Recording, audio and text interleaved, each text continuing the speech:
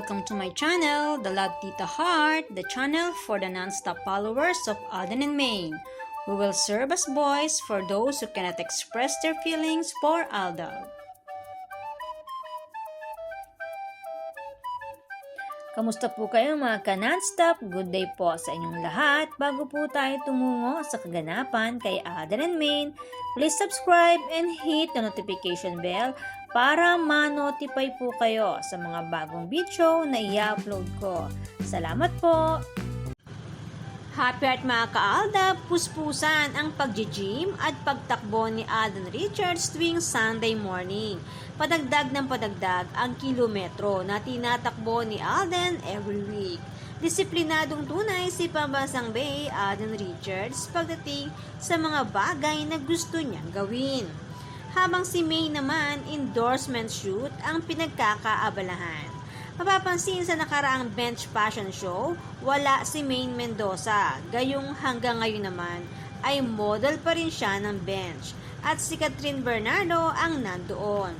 Ang siya ngayon starring sa Zarzuela Part 2. Noong una, puro patong ulo ang ginagawa nila. Pinapatungan ng ulo ni Maine.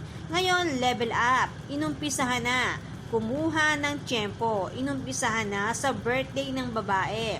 Para silang gumagawa ng isang palabas. Noong unang birthday celebration, walang intimate moment ang dalawa. Ang sumunod na celebration, ginawaan na. Kaya nga lang, kapansin-pansin, na halatang sa umpisa pa lang ng pagpasok sa pinto ni Alden, may kamera nang nakaabang. Ang sabi nga, sorpresa raw ito, pero kapansin-pansin na para silang gumagawa ng short film. Mula pagpasok, nakatutok na ang kamera hanggang mag-meet ang dalawa at iabot ni Alden ang dala niyang bulaklak at regalo. Pero, imbes na pasugod si Alden kay Kat, pagkatapos niya itong batiin, palayo ito sa babae habang nagsasalita pa ito. At sa bandang huli, may pag-selfie pa na halatang tumingin si Kat sa bandang itaas kung saan nanggagaling ang nagbibideo sa kanilang dalawa. At pinicturan kaagad ang dalawa. Para sa akin mga ka-Aldab, ito na yung sinasabing gamitan. Dahil alam naman ni Catherine na matagal nang may asawa si Alden at si Nico Mainion. Ngayon, dahil kapwa sila artista, wala lang yung pagdikit ng mga balat nila at sabay pa picture. Ganito yung ginagawa kapag sumusubok silang mag-experiment. Kung kakagatin ba ng madla. Kung tutuusin, dalawa silang lalaki na sinusubukan kung sino ang mas magiging epektibo ang dating, si Alden ba o si Jericho. Nabanggit ko na po si Jericho noon sa nakaraan kong vlog na nag-uumpisa pa lang ang Zarzuela Part 2 kung natatandaan po ninyo. Kaya dalawa po silang ikinakabit sa pangalan ni Catherine. Alam naman po natin na bagsak ang industriya ng showbiz sa ating bansa. Kaya nga, katatapos lang ng meeting ng mga samahan ng mga producers at kasama sa meeting na yon si Alden. Dahil nais nilang palakasin ang movie industry. Ika nga, si Alden ay hindi lang basta aktor, isa na siyang direktor at producer.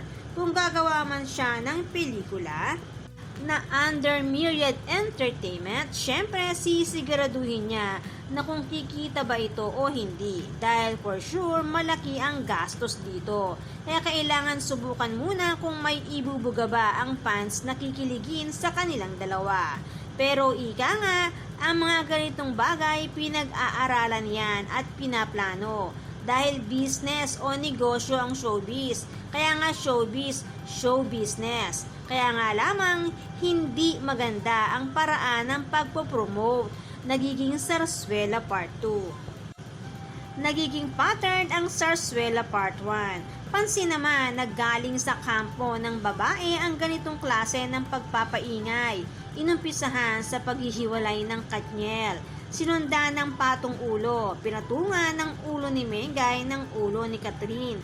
At ngayon, pinalalabas na nanliligaw si Alden kay Catherine at gumawa pa ng imbentong message na kunwari ay galing sa Twitter na may petsang April 2, 2024.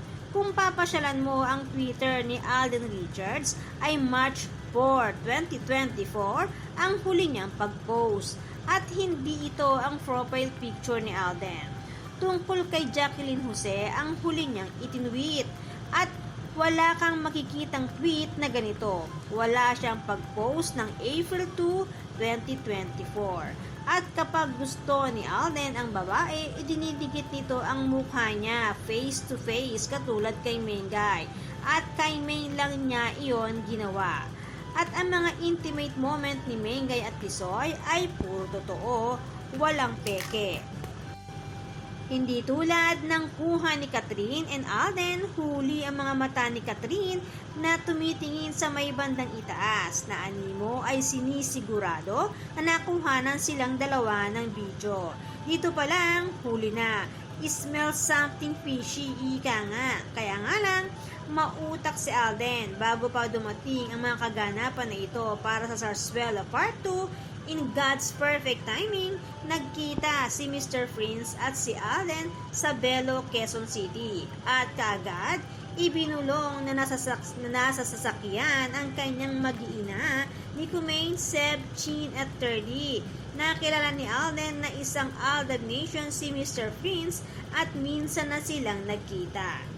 Pagkakataon nga naman, palibhasa itinadhana silang dalawa, kaya naman si God na rin ang gumagawa ng paraan para maikalat ni Alden sa buong Aldab Nation na masaya at buong buo ang Fokerson Jr. family. At ngayon, ibinalita sa Mother Network ni Alden ang kaganapan ng Zarzuela Part 2. Alam na dis mga ka-Aldab, mukhang may nilulutong proyekto, kaya kailangan magpaingay. Tandaan, magkasangga ngayon ang dalawang network na dating magkatunggali. Lumalabas na planado nga ang lahat. Unti-unti nang umaalingasaw ang dahilan ng Zarzuela Part 2. Samantala, April 6 may pag-anyaya para sa lahat ng dot-doters.